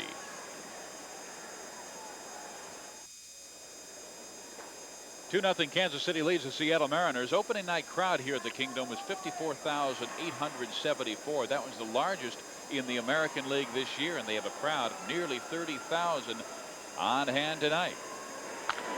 There's Kurt Still. A ground ball gets under the glove of Harold Reynolds, and Still with a wide turn at first base. He'll hang on though. Boy, having been in that same position as Harold Reynolds was, he didn't know what to do. He didn't know whether to charge, go back on it. He got caught in between, and finally just put the glove down and said, I hope it finds my pocket, and it didn't. Harold just went, geez, that ball really fooled me. Stillwell didn't hit it as hard as it first appeared. Reynolds was going to go in, then he backed up, and then he ends up missing it. And that's just one of those where betwixt and between, you just can't win. Here's Danny Tartabull. It's a high, tight fastball. Ball 1 from Brian Holman. In case Danny missed his wake-up call this morning, Brian just gave him one. I mentioned earlier that with Brett and Jackson, Tartabull doesn't get an awful lot of press, but this guy's averaged 26 home runs and 95 RBIs the last 4 years in the big leagues, and you hardly hear about the guy. Why is it then, Dave, every time you pick up a newspaper, his name is involved with some kind of trade rumor? I don't know. I know he didn't get along too well with Dick Williams when Dick was managing here, and that got him on the trading block to Kansas City. Scott Bankhead was the key man coming over to Seattle. Of course, Bankhead now on the disabled list after shoulder surgery. He's out for the year, but don't know. Last year was slowed by injuries to his left knee, limited to a career low 133 games. He's been hot lately, as hit safely in 15 of his last 17 games. 23 hits in his last 64 at-bats. He was 3 for 6 on Sunday in that huge win. Season high 20 hits. 23 hits for the Kansas City Royals. They had 20 hits on Thursday in the 14-4 win over Minnesota. 23 on Sunday, and sandwich in between are 6 and 5, and they lost both those games. I know. I was going to say they do 43 hits in 2 games, but come out of the series 2 wins, 2 losses. That's kind of mirrored their season, I think, so far. 3 balls, 1 strike to Danny Tartabull. Yeah, Holman's missed a couple of times with a breaking ball. 3 balls and a strike, and you know Tartabull, it could be 2 and 1. Chuck Merriweather just put up the fingers. The board says 3 and 1. But Tartabull is sitting on the fastball here. Let's see what Holman throws it. The cheese. And Martinez with another nice play. This time can't come up with it and barely misses getting Danny Tartabull. Oh, he bobbled the ball and still had time almost to get number 4, who was speeding down the first base line. Well, Edgar, good self-defense just to come up with it. Tartabull got the high fastball and really turned on it. Martinez with an excellent play, but as he gets up, all of a sudden he loses the handle, and just that little bit cost him the play at second and first. Good call by the first base umpire, Dale Scott. Tartabull obviously beat the play. Let's see. I'm going to go out on a limb with a prediction here. I don't think Bo is going to sacrifice. Runners in first and second. Nobody out. Bo Jackson, the 1 for 2 tonight, a 400-foot opposite field home run to start this game in the first. All the runs the Royals have needed thus far. And here's the pitch, waved at. Pickoff move at second base. Now, when Holman's had the breaking ball down, Bo's had no chance. But Holman got behind 2 balls, no strikes back in the first innings. Served Bo a fastball a little higher than the thighs, and Bo just uppercutted into the seats in right field. Pickoff move on again, and ooh, Holman almost threw it into center field. A nice play by Jeff Schaefer, the shortstop. Boy, Kurt's gotten himself dirty out there, hasn't he? Yeah, Stillwell will know he's played the game tonight when he gets in and tries to peel off the uni and there's grime all over it. Good play by Jeff Schaefer. Holman's been very erratic. He's got a quick move to second base, but he hasn't had much accuracy on the tosses. 0-1.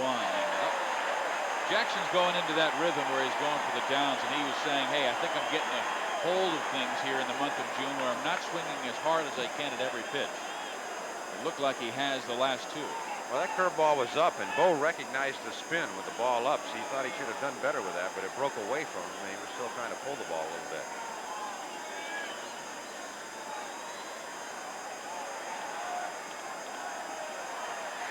Struck him out.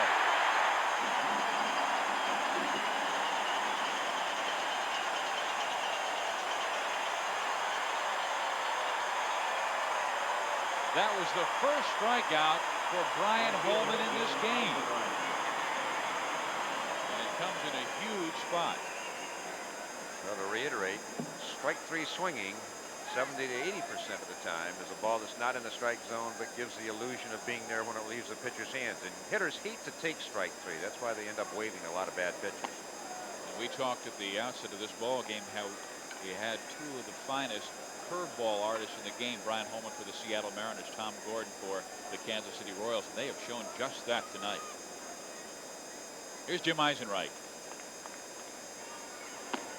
Makes a fastball outside, 2-0. I'm checking my scorebook and looking at the board. They must have ruled that an error on Martinez. Edgar made a nice play, but minded the official score once he came up with it, and then lost it spinning to throw, and then plastered the error on him.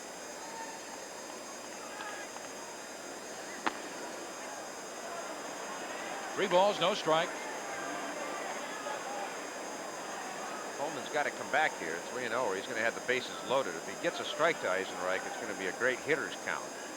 So Holman's got his work cut out for him. He's already trailing 2-0.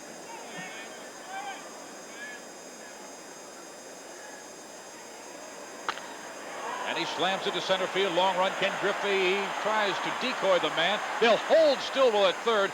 Nice job by Ken Griffey Jr. He came on and almost made it look to Stillwell as if he's going to make the catch. Well, that's a veteran play by a youngster, and that shows some of the savvy he has acquired for the game. He came on like he was going to make the play and obviously knew he couldn't, but he did deke Stillwell just enough, so Kurt had to hold up for a couple of strides. See him right here. He's going to kind of put the glove out like, I got it, and that just held Stillwell up a second, and then when Stillwell turns, Griffey unloads to the plate, and O'Brien cuts it off as Stillwell had held up. And we should add to that that Stillwell has an excellent arm. Or excuse me, that Ken Griffey Jr. Well, both of them have excellent arms, but this occasion it was center fielder Griffey with the ball. Left field, long run, Tracy Jones. Stillwell will tag, and Jones makes the catch. Here comes Kurt, and it's 3-0 Kansas City. Well, it's always a dilemma when you're going after a ball like that. Tracy had to know that he had no shot at throwing out the runner at the plate Stillwell, but in that situation, bases loaded and 1 out, I guess you got to go ahead and make the catch. Billy Swift up and throwing down in the Seattle bullpen. As it now goes 3-0. That really is a tough decision for an outfielder, but I think you have to make the catch. Bases loaded, 1 out. You get a chance to get out number 2. You got to go for it. Obviously, if it were the bottom of the 9th inning and that were the winning run, Tracy Jones has got to go over and just let that ball drop. Runners on first and second now. Willie Wilson, the batter, with 2 outs. Holman needs to keep his club close. Tardable at second base. Eisenreich at first. Breaking ball high.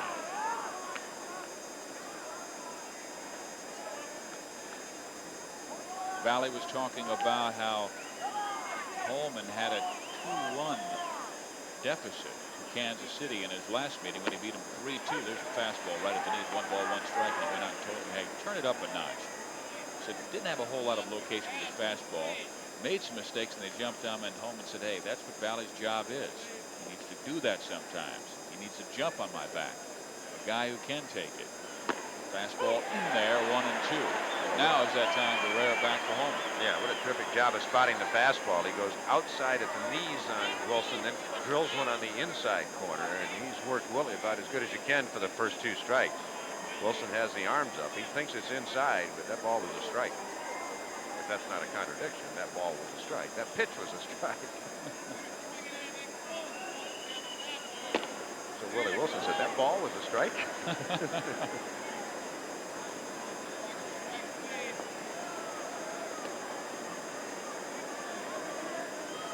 Got him very inside conscious. I think he may go off speed here right now.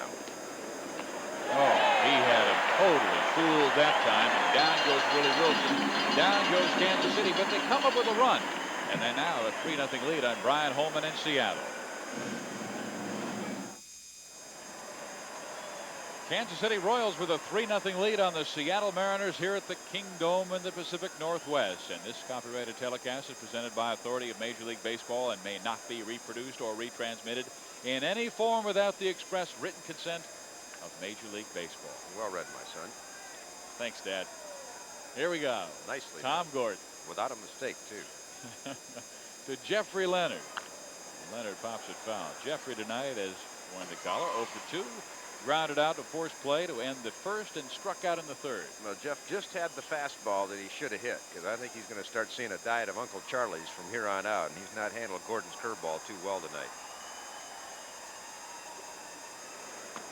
Fastball, 1-1. Stayed with the gas away, but somewhere lurking is that overhanded hook. Better stay away with Leonard. Fastball inside portion of the plate, he will murder. There's the breaking pitch, and he showed good discipline staying away from that one. Sometimes just the fact that Leonard would take a tough pitch like that means that he may be seeing the ball better, because he's been chasing that pitch a lot during that 2 for 25 spell he'd been in coming into the game. 3-1. And same thing again. I think Jeff's thinking a little bit about right field, because when he starts flying open with the front shoulder, he loses sight of that breaking ball and ends up having a lot of bad swings at curveballs in the dirt outside. Fastball misses, so for the 4th time in this game, the Mariners have a leadoff man on, but Gordon has been able to walk the tightrope thus far. Well, if you keep doing it enough, you're going to get burned. And now the Royals will put their shift on. It's kind of a modified shift on O'Brien this time. I don't think it's going to be quite as dramatic as the last time. And Stillwell looks like he's going to play right behind second base. No, coming over a little bit. See Stillwell moving over, but Frank White the last time up was playing about 20 feet behind that white line out there in shallow right field. So 3 infielders on one side of the diamond. Kevin Seitzer plays the normal shortstop position, a little bit up. And O'Brien down the line, played beautifully by Perry, and he guns him down. Well, the shift works this time. Well, Gerald Perry makes a good play and somehow avoids Leonard on the throw to second base, and Stillwell is right there with the tag, so that goes 3-6. O'Brien spanked it well, but Gerald Perry right there runs up, steps in the bag, and somehow here he avoids Leonard. He threw the ball inside. He threw kind of a crossroad, and nice work. Stillwell with a tag at second base, and it goes 3-6 and a quick double play. Here's Edgar Martinez now with 2 outs and nobody on. Fastball, strike 1. Of course, once Perry stepped on first, the force was off in second, thus the tag by Stillwell. 1 ball, 1 strike. We are in inning number 6. Mariners starting to take a little better look at that breaking ball of Gordon's. They haven't been chasing this inning like they had been previously.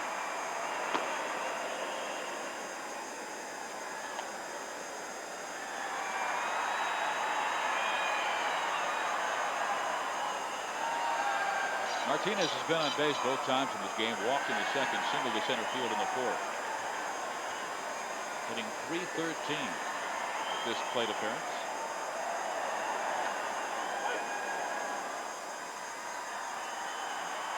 Gordon working him over in and out. Boy, both pitchers have really had a good idea most of the evening, as John Wathan likes what he sees with Gordon, who has been walking a tightrope. 4 times he's put the leadoff batter on, but has skated each time.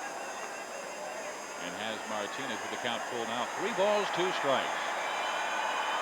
Kansas City with a 3-0 lead. We're in the bottom of the 6th inning of play at the Kingdome in Seattle. Just did get a piece of it. 3-0 lead, had the confidence in the hook to throw a 3-2 curveball to Edgar Martinez. Can't sit on the heater anymore in Major League Baseball. Guys have tried to trick you to death.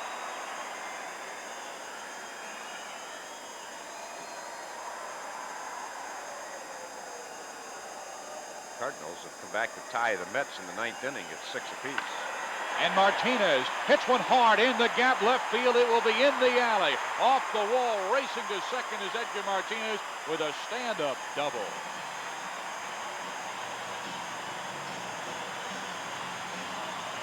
Yeah, he's got the stroke back. Kind of a frustrating evening for the Mariners. They keep getting some hits, but they can't seem to get one when it really counts. Martinez, who went through a little tailspin 1 for 23 that ended on Saturday, is 2 for 2 tonight plus a walk, so he's back in a good groove. And Bo will play this one off the wall on a couple of hops. That takes us to Tracy Jones. First 2 times he's been up there, men have been in scoring position. Both times he has not brought them home. He might have a chance this time. Base up the middle. Here comes a throw from Bo Jackson. Lay at the plate. Not in time. It's 3-1. Kansas City's lead has been trimmed to 2.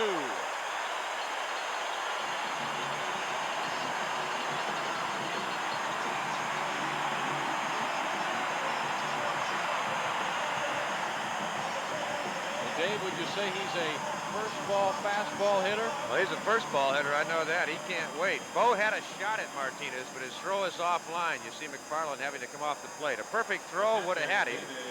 McFarland would have been able to block Martinez off the plate, but third base coach looks like Rusty Kuntz down there tonight. Sent him on. Nah, it's Bill Plummer. Plummer said, hey, we're going to send you home and make Bo throw you out. Well, here may be the most frustrated batter tonight, Dave Valley. Breaking ball misses inside. Dave Valley has been up there twice. Once with runners in second and third, another time with runners in first and second. On each occasion, he has struck out. You see Steve Farr warming in the Kansas City bullpen. And Valley with a big swing and a miss, 1-1. He does not like that right-handed breaking ball. Well, you just wonder. Of course, Frank Funk's going to come out and talk to Tom Gordon right now.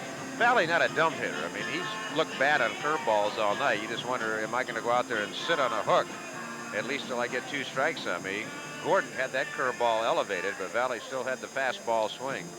So you just wonder what's going through the thought process right now of Dave Valley. He's not handling the curve too well. So do you take a chance and look for a curve, or do you still sit within your strength on the low fastball? So John Wathan makes the trip out instead of Frank Funk this time, and I think what he was saying to Gordon, hey, get the ball down, starting to get it up. A lot of former catchers managing. About 8 of them right now in the major leagues. 2016 is a pretty good percentage. Count 1 ball, 1 strike to Dave Valley. Fastball hit on the ground, comes charging Kevin Seitzer. Quick toss, gets him. But the Mariners come up with a run here in inning number 6. A 2-out base hit by Tracy Jones that scores Edgar Martinez. It's now 3-1 KC. The 2 things that are going to stand out, getting behind on 2 key hitters. Bo Jackson in the first, he grooved a fastball, and then he got behind Jim Eisenreich in the 6th. Eisenreich singled, that got a man to third, where the Royals could get their 3rd run in the sacrifice fly. So once again, it just points out how important it is to stay ahead of those hitters, particularly the guys that can do the damage. McFarland 0 for 2 in the game. Flied out to the right fielder in inning number 2, and to the center fielder Griffey, who made a nice running catch in the 5th. Martinez knocks this one down, but will not have a play. Base hit.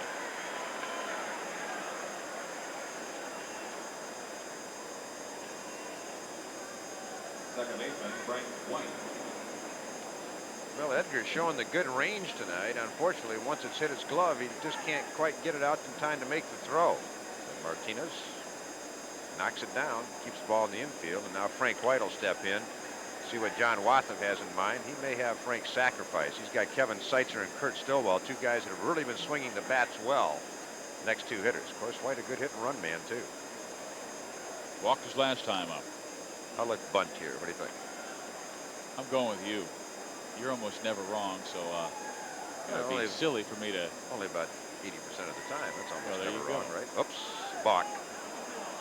Sure did. And Holman knew it right away. He turned and looked to the heavens like, what am I doing? Well, it wasn't really his fault. They had a mix-up in signals. O'Brien started to charge, and Holman wanted to throw to first, and when he saw O'Brien charging, he just froze. That should have been something that if O'Brien's going to charge, you ought to let Holman know that. Now watch here. Holman's going to go over to first. He does not back off the rubber, and that creates the balk. And O'Brien is charging in towards the plate. Holman sees that and decides to hold the ball. But that should be something arranged between the first baseman and pitcher.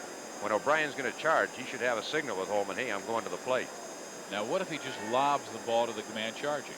Well, interpretation. At one time, I mean, the rule actually says that you must throw the ball to the base, but I've seen a number of times, as we look at Billy Swift warming in the bullpen, where a first baseman would be playing behind a runner, the pitcher throws over to the first baseman who's playing about 10 feet behind the runner, and umpires don't call it a balk. But theoretically, you're supposed to throw the ball to the base in that situation. Some umpires will call it, others don't. Kingdome has over 25 to 30,000 fans on hand tonight. School is over in the Northwest. Here's Frank White. Ground ball Martinez. They'll make the play at first, and having to hold at first base or at second base is Mike McFarland. Now let's go to John Saunders and find out what else is happening in baseball tonight. The Mets' John Franco trying to protect a 6-5 lead in the bottom of the ninth inning. Todd Zeile takes care of that. His 8th home run of the year ties the game at 6-6. They then loaded up the bases, but the Mets get out of the jam. It's now gone to the 10th, still tied at 6. Let's return to Steve and Dave in Seattle. We have a 3-1 ball game here at the Kingdome in Seattle. Kansas City has the lead. Brian Holman now working with the leadoff man Kevin Seitzer. Takes a fastball just a bit inside. 1 ball, no strikes. Well, you see his numbers this year, and last year he had .415 in late inning pressure with men in scoring position, and that was the best in all of baseball. Jose Canseco a point behind at .414, but Seitzer likes it with the ducks on the pond. 1 ball, 1 strike. He's 1 for 3 in the game. But that one base. We went to John Saunders in that last break. Holman made a great pitch on Frank White to keep White from being able to advance that runner and hit it the other way. He threw him a slow curve, and Frank couldn't do anything but pull the ball to the left side of the diamond. So that was a key play for Holman. Keep the runner frozen at second base, Mike McFarland, with nobody out. Now there's 1 out and a man at second. He's going to take a base hit to score it. Young man who's been through a lot this year, from an almost perfect game back in April. Breaking ball, a foul, stays at 2-2. To the birth of his son in June, or rather late May, David, and it was a tough pregnancy where his wife was in labor for a long time, and he would pitch and then fly home. And he really got out of sync, traveling all the time, and that's when his ERA went up. Breaking ball, misses, 3 balls, 2 strikes. Nice play by Valley. That ball was well outside. Valley just smothered it to keep the man at second base, McFarland. Holman lives in Atlantic, Kansas, a little town outside Wichita, Kansas. He's an outstanding baseball star at Wichita North High School. Yeah, you Flatlander, you know all about Kansas, don't you? Better believe it. And Toto too. Hit in the air. Trouble here. Kansas City should score a run. They will, as rounding third, heading home. Mike McFarland. It's a 4-1 ball game, Kansas City. Well, Holman now can add the hanging curveball he threw to Kevin Seitzer, the mistake number 3 on the ball game. And pitchers, especially a conscientious guy like Holman, will review his own effort tonight. And he gets a bad pitch to Seitzer, hangs a curveball right up in his eyes, and Kevin goes the other way with it. Just fights it off into the promised land in right center. Nobody out there, and no chance of Cotto being able to have a shot at McFarland at the plate. And how important is that? Right after the home team rallies for a run, you come back with 1 spot of your own. Now Seitzer, who has pretty good speed over at first base, he has just 2 stolen bases this year. But last year he had 17 steals.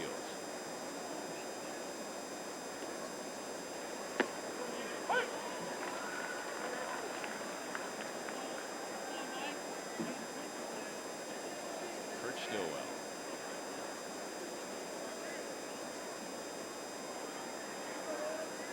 Martinez playing him in at third, just off the bag, about 10 feet.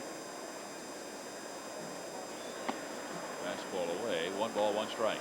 We'll see if John Watson goes to the hit and run. Adrian Garrett, third base coach, going through some signs. Stillwell staring down, as is Seitzer at first base. I think if the count goes 2-1, they'll hit and run for sure, but he may do it here on the 1-1 pitch.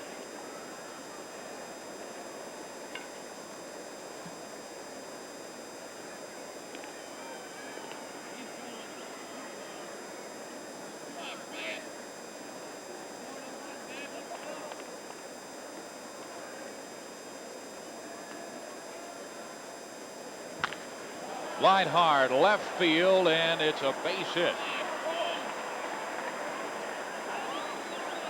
Well, Stillwell continuing his dome dominance. He's 3 for 3 with a walk tonight. We told you he's hitting .347 lifetime coming into the game in domes, and I think we're going to have a pitching change as Jim Lefevre makes the long stroll out. So we're going to see Billy Swift.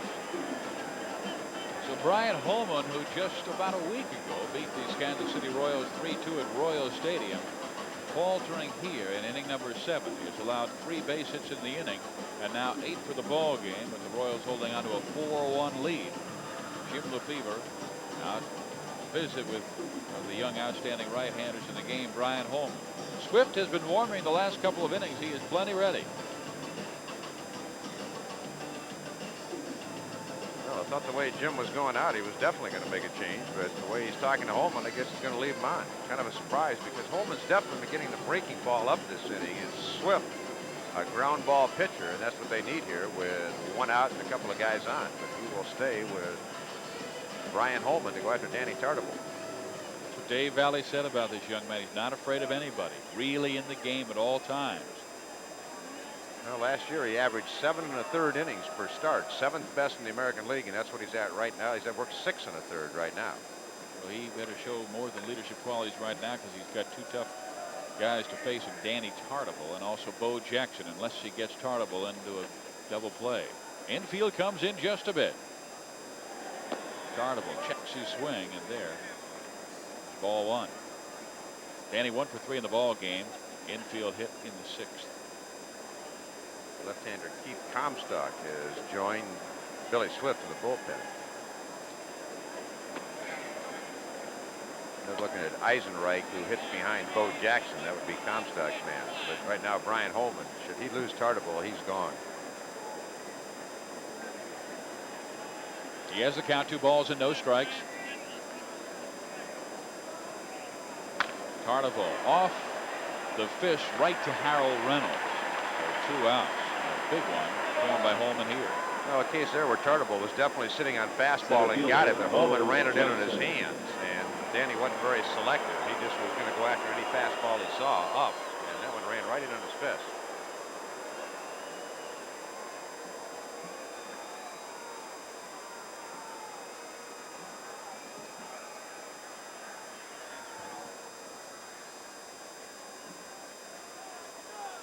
Bo Jackson gave the Royals the lead back in the 1st with his 10th home run. And he is looking for number 11 right here. Now, Holman's trying to run that fastball into their hands right now. Breaking ball has deserted him. He was either hanging it or missing low and away, as Comstock has joined Billy Swift. So Brian really fighting to try to keep his club within range, 3 runs down. Here's the 0-1. 1 ball, 1 strike. We watched a couple of weeks ago. Dennis Eckersley work Bo Jackson and just work him up the ladder magnificently. Holman has some good heat on the fastball, throws in the low 90s. Jackson, a good low ball hitter right there, but he nailed it right to Ken Griffey. And Ken with the one-handed catch. And Brian Holman out of the jam here in number 7, but he gives him a run. KC stretches their lead back to 3. Steve Physioc, Dave Campbell live from the Kingdome in Seattle, where the Kansas City Royals have a 4-1 lead on the Seattle Mariners. Jeff Schaefer will lead things off, the shortstop for Seattle. He's 0 for 2 in the ball game. Fly to the center fielder Bo Jackson. End the 2nd. A drive that Jackson had to run down and struck out in inning number 4.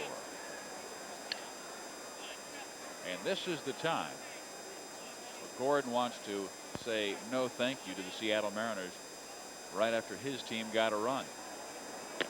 Fastball in there. 1-1. Bill Schaefer taking a strike all the way down by 3. Gordon's walked 3 and hit a man. And he's at that crossroads. 3 walks or more in a game is when he really starts to suffer in the earned run average department.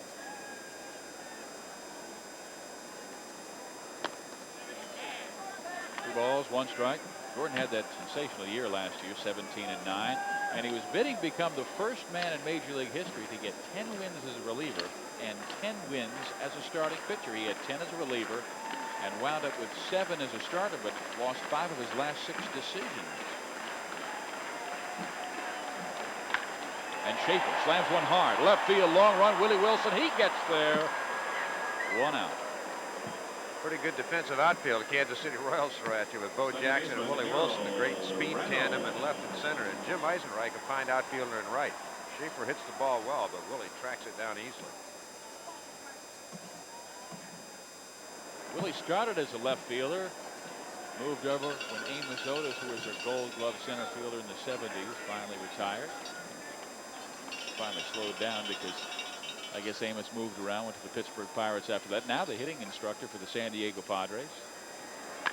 And Reynolds slams one right field. Eisenreich right there. So Gordon, they've hit him hard, but 2 outs. And coming up this Friday, Cincinnati's new Big Red Machine face the surging Mets. Then the Cardinals meet the Dodgers in a Friday night doubleheader live at 7:30 Eastern on ESPN. That's that Cardinals-Dodgers game. Should have spread my talk about them. Others will see Milwaukee at Seattle. I went too fast, didn't I? With vous and moi. Yeah, I didn't want to miss a pitch here. Well, this is a quick inning for Tom Gordon, the fastest he has had in this ball game. 1, 2, 3, and we head to the 8th inning of play with Gordon and the Royals leading 4-1.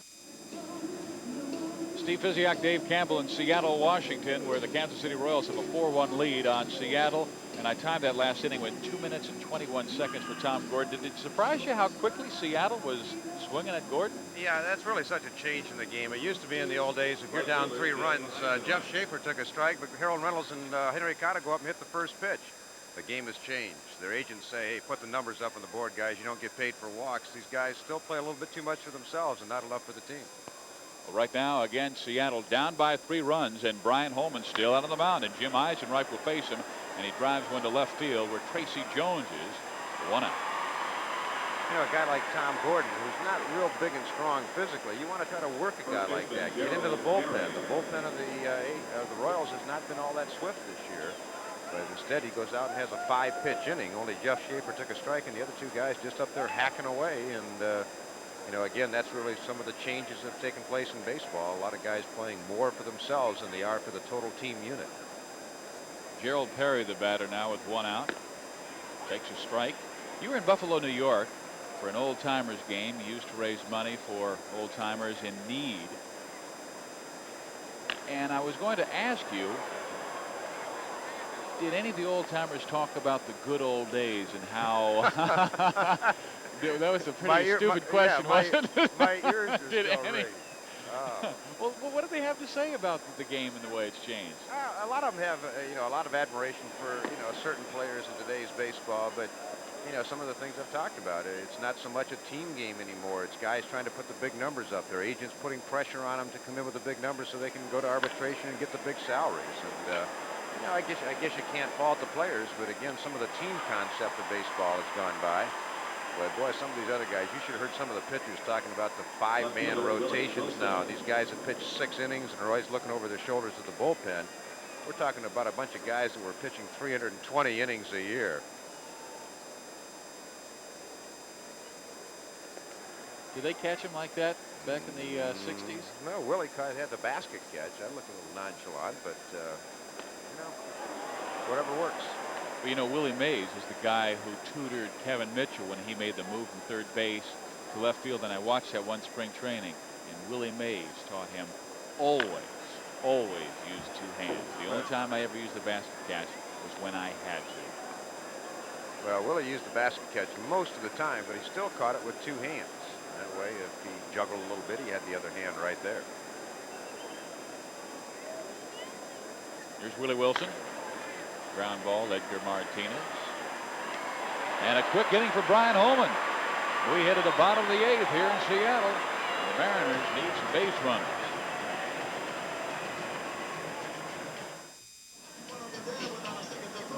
Seattle Mariners, their fans filling out their all-star ballots, punching out Ken Griffey Jr.'s name, trying to push a Mariner to the starting lineup. Bill Pacoda is taking over at first base for Gerald Perry. So Pacoda in. We've got a 4-1 ball game. The Kansas City Royals leading, and there's Ken Griffey Jr. That's the man they're punching it out for. He is quite a celebrity here in the Pacific Northwest. Good reason why. He has been. If we'd had that youngster on videotape, that was probably about the 30th ballot of the night that he punched out Ken Griffey Jr.'s name. Good for him. There is a bundle of enthusiasm, baseball enthusiasm, growing in the Pacific Northwest, and even owner Jeff Smulyan wondering, hey, is it us? Is it our marketing? Or is it the guy at the plate right now, Ken Griffey Jr.? Every time his name is announced here at the Kingdome, the crowd roars.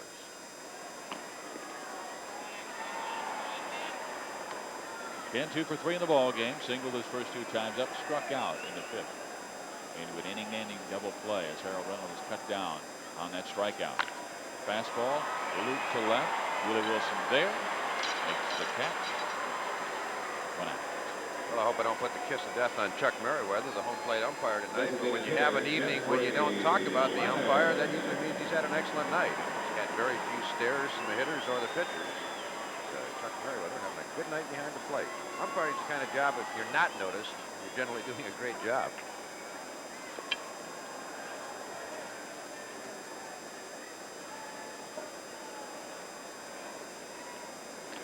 And Jeffrey Leonard goes after the first pitch by Tom Gordon. No balls and 1 strike.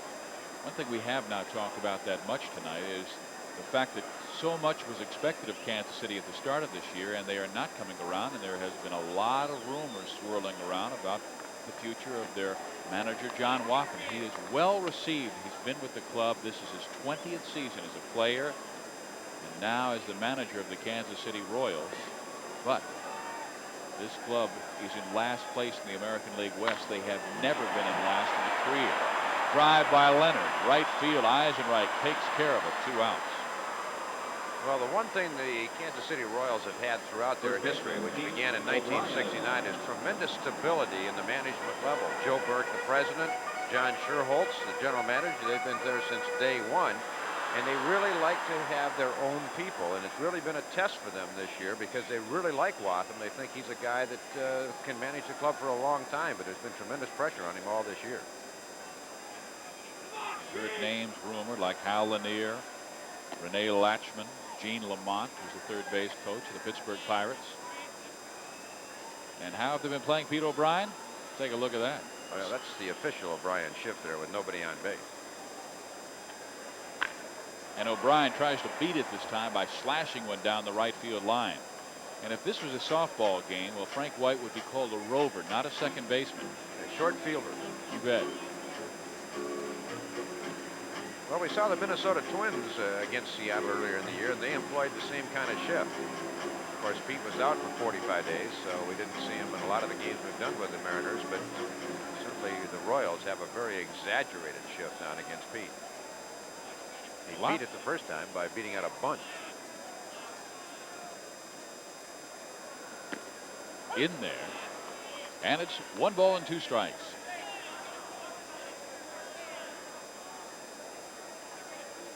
The only way to really change it, I see, is just bunting. I mean, he bunts the ball down the third base line. He's got an extra base hit. Seitzer with such a long run. I mean, Seitzer right now is playing like a shortstop would play a left-handed pull hitter. I mean, if it's 90 feet from second base to third, which we assume it is, Seitzer's about 85 feet from third base. Now, obviously, the defensive charts show that O'Brien lives on the right side of the diamond. Waves that offering by Tom Gordon. And Gordon right now with his 6th strikeout in the game. He has a 4-1 lead as we head to the 9th. ESPN Baseball Tonight, brought to you by Mitsubishi, bringing you a full line of award-winning automobiles. See them all at your Mitsubishi Motors dealer. By HBO, the best in movies, comedy, and boxing. HBO, simply the best. By Pizza Hut, home of pan pizza that's winning the hearts of America. Pizza Hut, making it great. And by New Busch Light. It's the easiest drinking light beer around, so make the easy choice. 4-1 ball game here in Seattle, Washington. And to lead things off, Mike McFarland laces a base hit to left field. That's the 9th hit of the game for Kansas City. They have 4 runs, 9 hits, no errors. The Mariners with 1-6-1, and McFarland doing a nice job in that number 8 spot tonight with a pair of base hits and 4 trips to the plate. That takes us to the second baseman, Frank White, who was 0 for 2 in the ball game and his average under the Mendoza line for the first time in a long time, 198. Started the night at 202. He's a great player in his heyday, and just about 3 seasons ago where he was their cleanup man. Well, one of the things the Royals were concerned about this year, they really thought they had a team that was going to contend and had a chance to win, but management was saying, you know, we really got to try to win before White and George Brett and Willie Wilson get beyond, you know, really being useful. Well, he's got a base hit to left field here, and he is 1 for 3 in the game. That's the 10th hit of the night for the Kansas City Royals.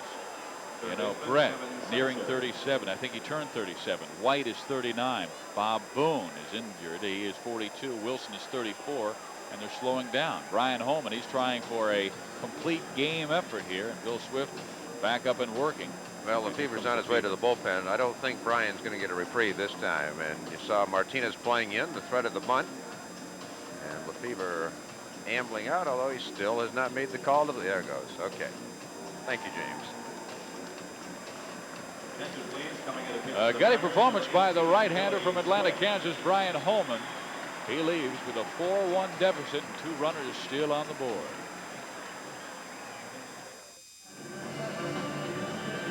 Kansas City has a 4-1 lead here in Seattle. Billy Swift came out and said, hey, Brian Holman's destroyed my mound. Come on, fellas, rework it. I need a little push-off here for the Royals, up by 3 and 2 on the board. And Swift has really thrown well lately. He's allowed just 1 earned run in his last 18 2/3 innings of work. That is an 0.53 earned run average over the season, 191. Ground ball pitcher. Last year threw more ground balls per batter than anybody in the last 15 years in the major leagues. 3.96 times for every flyout Billy Swift threw the ground ball, and that's exactly what the M's need here. And he also keeps the ball in the ballpark. Only averages surrendering a home run about once every 19 innings. Well, what does the Duke do? He's got a 3-run lead. He's got Kevin Seitzer, good hit and run man, good bunter. He's got Kurt Stillwell, Danny Tartable, Bo Jackson behind. Right now, Mr. Watson sitting in the driver's seat. Because of Seitzer's ability to hit the ball to the opposite field, I think he will not have Seitzer bunt here. I think he'll just try to have him to hit the ball to the right side. Tough to turn the double play, 4-6-3. 2 on, nobody out. 9th inning. Royals lead by 3. Seitzer in the game, 2 for 4. Base hit to right field his last 2 times up. Last one drove in the Royals' 4th run.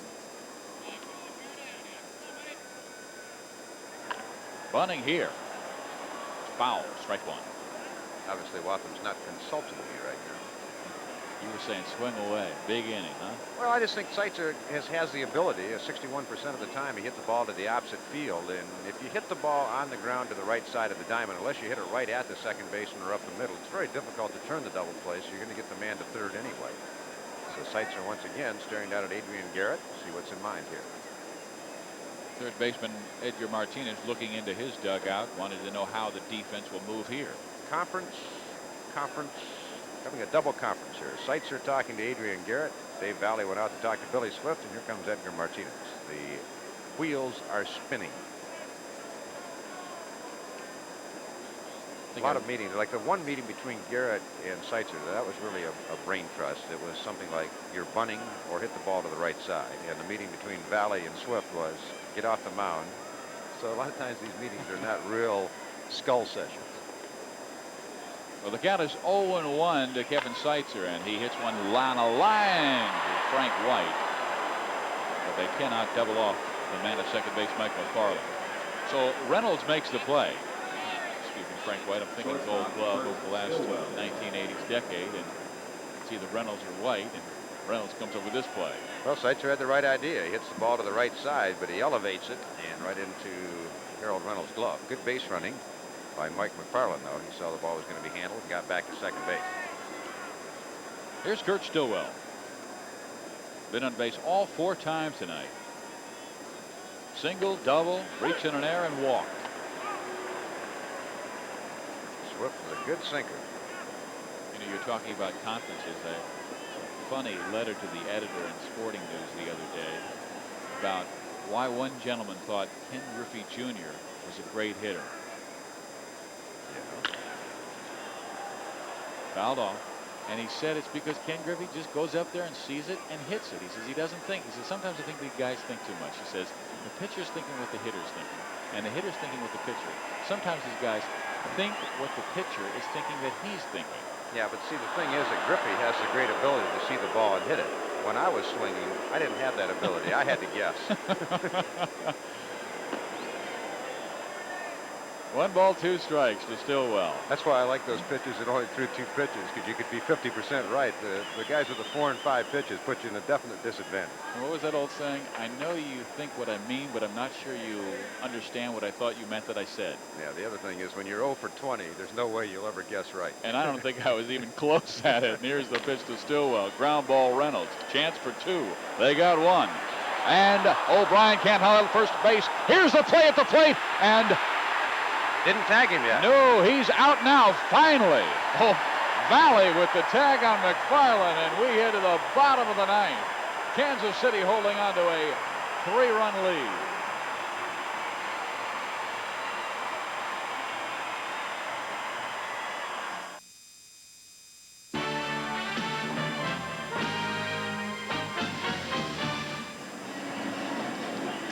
And here's the storyline brought to you by that king of beers, Budweiser. The Kansas City Royals got a home run from Bo Jackson, 400-foot shot to right field in the first inning, his 10th of the year, to give him a 2-0 lead. Since that time, it has been Tom Gordon, 8 innings of work, 6 strikeouts, and we will see a new pitcher as Gordon has gone his 8 innings and his day is done. And the new man is Jeff Montgomery, right-hander.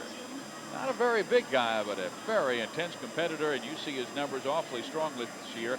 2.2 earned run average, 5 saves. It was expected to be Mark Davis to be the save man for Kansas City at the beginning of the season and perhaps all season long, but no, it's been Montgomery. And here's the play that ended the bottom of the 8th inning of play. Well, Valley can't make the tag, but McFarland can't touch the plate. You see Mike way outside, and Chuck Merriweather makes the perfect call, which is no call. And now Valley's going to go over and just block off the plate and let McFarland tag himself out. Look like the old Harlem Globetrotter play. He should have pointed up in the sky and then tried to dive between his legs. McFarland forgot to point up to the sky. Well, that ended the top of the 9th. And here we go, bottom of the 9th inning. Jeff Montgomery, who set he became the 8th pitcher in Major League, American League history, I should say, to accomplish the feat of striking out the side with 9 pitches. Did that against the Texas Rangers on April 29th. And he throws strike 2, so you better be swinging when you step in there, Edgar Martinez. Well, he's 2/9 of the way there. Take a look at the pen. Mark Davis, who is growing a beard, and Luis Aquino, the right-hander. Bye-bye. Struck him out. With 0-2, you gotta be swinging. Well, when we talk about painting the edges, that is a prime example of Jeff Montgomery painting the outside corner of the plate. Remember, it's where the ball goes past the plate, not where the catcher grabs it. And that ball had the edge as it was going by, and Chuck Merriweather, who's been on the ball all night, rings it up. Here's Tracy Jones, and he laid off a pitch. Well, he might have had to take some. Maybe that's what Lefebvre's done now, because his players won't take a pitch. He's probably putting it on. That's 4 strikes in a row for Montgomery. Goes after this one, loops it over the right into right field, but Frank White goes out to get it, and there's 2 quick outs here in the 9th. Scott Bradley coming on to pinch hit. One of 3 left-handed batters that Jim Lefebvre has on the bench. Bradley, the leading pinch hitter in the American League last year. Fifth hitting for Dave Valley, number 9. Here's Scott Bradley. Bradley, a very good offensive player. His number's not too good this year, but has some deficiencies defensively. So that's why Valley does most of the catching, even with a tough right-hander like Gordon starting the game tonight.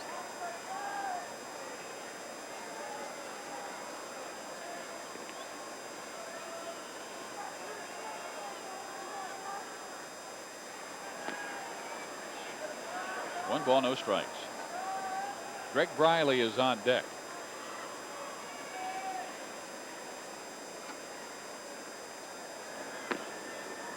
Misses outside. 2 balls and no strikes. Montgomery, not a big guy, 5'11", 180. 28 years old, in his 3rd year at Wellston, Ohio. Lives in West Virginia even right now. 2-1. Hometown Hurricane in West Virginia. Quite a name for a place, huh? Had 18 saves last year, and he was really hurt when they went out and got Mark Davis. Not anymore because he is the man. Fastball popped up. One thing he did do, he went from a contract that was $95,000 a year to $300,000 a year. And he said, that's fine. I want a little more responsibility. Curveball hit back up the middle, base hit.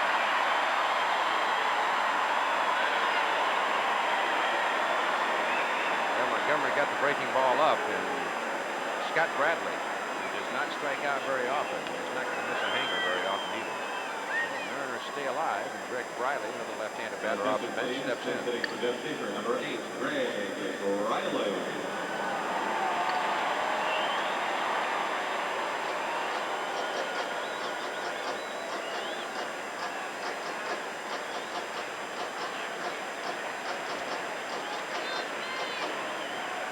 Briley's been slumping a bit. His average falling to 263. He has 2 home runs and 16 RBIs.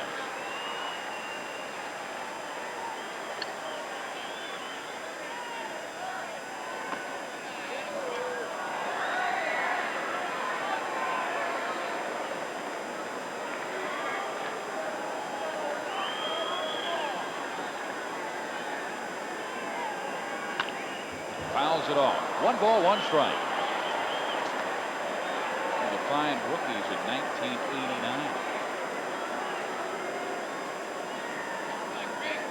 Scott Bradley at first base. Briley has to count 1 ball, 1 strike. Jeff Montgomery, who came on to try and save this game, nail it down for Tom Gordon.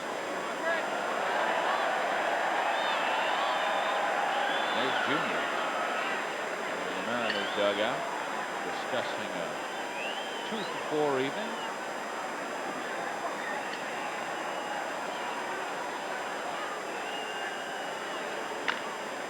Little tackle.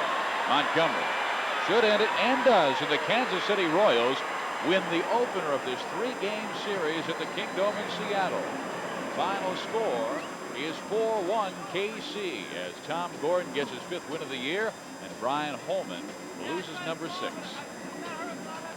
Well, Montgomery and the Royals having congratulations in the middle of the diamond, and the Royals 1 step closer to 500. They're now 9 games under.